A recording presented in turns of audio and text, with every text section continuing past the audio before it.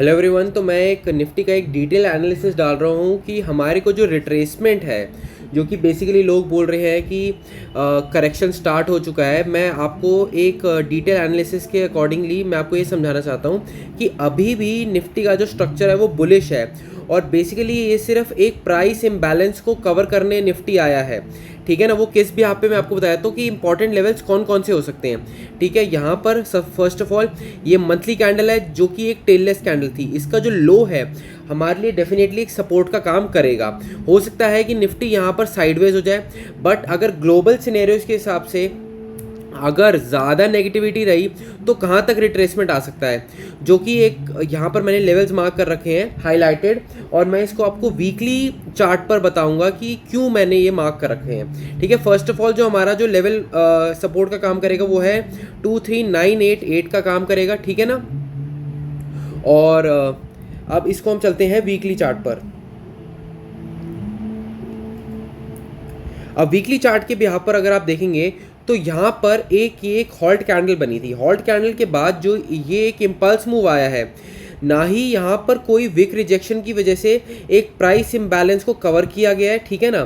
Price imbalance वो होता है कि जहाँ से एक स्ट्रेट अवे इम्पल्स मूव आता है और पेंडिंग ऑर्डर्स जो है वो रह जाते हैं फुलफिल होने के लिए। ठीक है ना। तो यहाँ पर जो है 23,660 का एक जो लेवल है वो एक पेंडिंग जो है ऑर्डर्स का एक लेवल है। ठीक है ना। जिसके बिहार पर यहाँ पर अगर हमें एक विक रिजेक्शन भी मिल जाएगी तो इट मीन्स कि यहाँ पर ये जो ऑर्डर ब्लॉक जोन है ये फुलफिल होकर हमारा जो ट्रेंड है वो रिज्यूम कर सकता है। ठीक है ना। और जहाँ तक कि देखा जाए वीकली चार्ट पर भी अभी भी कोई हमें एक नेगेटिव पैटर्न नहीं मिला है। एक तरह से यहाँ पर अगर हो सकता है एक और अपमूव अभी पेंडिंग है कि 23,200 या 25,400 तक जाकर डाइवर्जेंस क्रिएट करके निफ्टी जो है एक शार्प फॉल दिखा सकता है हमें।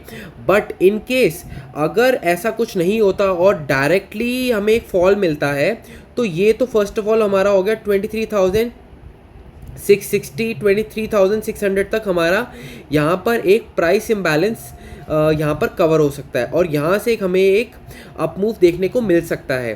ठीक है ना। और जैसे कि आज मंथली चार्ट के भी यहाँ पे मैंने आपको बताया 23,988 हमारे लिए एक स्ट्रॉन्ग सपोर्ट है। अगर हमें कोई बुलिश प्राइस एक्शन मिले तो इंट्राडे के बेसिस पे हम बाइंग के लिए देख सकते हैं वहाँ पर।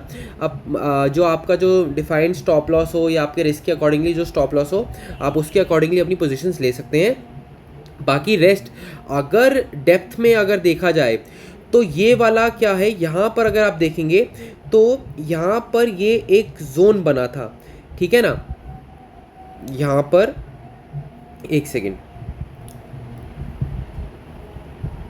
यहाँ पर अगर आप देखेंगे तो ये एक जोन बना था जिसके ब्याह पर ये एक ग्रीन कैंडल का ब्रेकआउट आया था और रेड कैंडल ने फॉलो थ्रू नहीं दिया। ठीक है ना। तो यहाँ पर ये जो इस कैंडल को कंसिडर नहीं करता मैं, क्योंकि ये एक मतलब कि मैनिपुलेटेड या न्यूज़ बेस्ड कैंडल थी जिसके ब्याह पर ऑर्डर्स को बैलेंस नहीं किया जा सकता। ठीक है ना। तो यहाँ पर अगर हम देखेंगे तो अपर रेंज जो है इस यहाँ पर ये एक जो अपर रेंज आई है तो निफ्टी जो है यहाँ पर 23,000 या 22,980 के लेवल को भी रीटेस्ट करने आ सकता है। उसके बाद हम एक जो है दोबारा से बुलिश ट्रेंड को रिज्यूम कर सकते हैं यहाँ पर। ठीक है ना। और मंथली चार्ट पे भी देखा जाए अगर ये मंथली कैंडल काफ़ी एग्जॉस्टिव कैंडल बनती है, एग्जॉस्टिव इन द सेंस कि जैसे कि जो हमारा ट्रेंड आ रहा है उसके बिहाफ पर अगर ये मंथली कैंडल काफ़ी बड़ी बनती है उसके बाद एक इनसाइड बुलिश कैंडल बन जाती है, उसका हाई ब्रेक होते के साथ ही ये एक बुलिश कंटिन्यूइंग पैटर्न होता है जो कि बेसिकली आजकल मार्केट जो है काफ़ी फॉलो कर रही है। ठीक है ना। और अगर मैं आगे भी आपको अगर इंट्राडे बेसिस पर अगर मैं लेके चलूँ तो जो लेवल्स हमारे लिए काम कर सकते हैं वो फर्स्ट ऑफ ऑल तो हमारा ये वाला लेवल है जो कि आज का डे हाई है 345 का। और अगर हम 1 आवर चार्ट पे चलेंगे तो 1 आवर चार्ट पर अगर हम देखेंगे तो ये जैसे कि ये वाला जो लो था जो कि मंथली कैंडल का बॉटम था, इसने हमारा एक सपोर्ट का काम किया है। अब नेक्स्ट क्राइटेरिया क्या हो सकता है कि जैसे कि ये कैंडल का जो लो ब्रेक हुआ है, ये वाली कैंडल का, ये हमारे लिए 191 एक जो है रेजिस्टेंस का काम करेगा।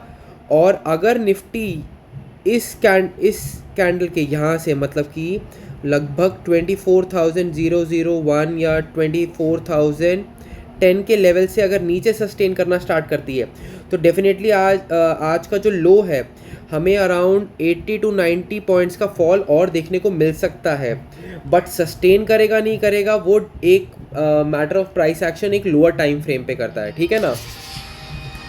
और अगर सेकंड चीज़ देखी जाए, अगर हमें एक बुलिश मूव के लिए जाना है तो हम 15 मिनट के टाइम फ्रेम पे देखेंगे। 15 मिनट के टाइम फ्रेम पे जिस तरीके से हमें प्राइस एक्शन दिख रहा है कि मार्केट ने जो है यहाँ पर प्राइस एक्शन फॉलो किया है, ठीक है ना। तो यहाँ पर हम क्या देख सकते हैं, एक यहाँ पर रिट्रेसमेंट देखकर हम दोबारा से एक फॉल देख सकते हैं। बट ये जो फॉल जो होगा हमारा वो अगर आप देखेंगे इस जोन के ऊपर निकलेगा, 1110 के ऊपर निकलेगा तो 191 से लेकर 210 तक के लेवल्स हमें देखने को मिल सकते हैं। बट अगर यहाँ से रिट्रेसमेंट आता है 191 या 200 के लेवल से हमें एक फॉल देखने को मिलता है तो हमारा जो सपोर्ट का जो काम करेगा वो काम करेगा ये वाला इस जो रेंज का है। क्योंकि अगर आप देखेंगे यहाँ पर ये 15 मिनट की 1 2 3 4 5 6 7 8 लगभग 1 to 1.5 आवर्स का ये कंसोलिडेशन कंसिडर करूँगा मैं, जो कि एक यहाँ पर बुलिश प्रेशर शो करेगा। तो यहाँ से हमें एक रिट्रेसमेंट देखने को दोबारा मिल सकती है, ठीक है ना। और हमारे लिए जो टॉप मोस्ट टारगेट होगा वो होगा 345। बट अगर इसके ऊपर अगर निफ्टी निकलती है तो डेफिनेटली इस लेवल का जो है यहाँ से अगर हम ये कंसिडर करें तो हमारे लिए जो लेवल्स बनकर आते हैं वो आते हैं 443 के, ठीक है ना। तो बस आज के लिए इतना ही। Please do like share and subscribe. Thank you.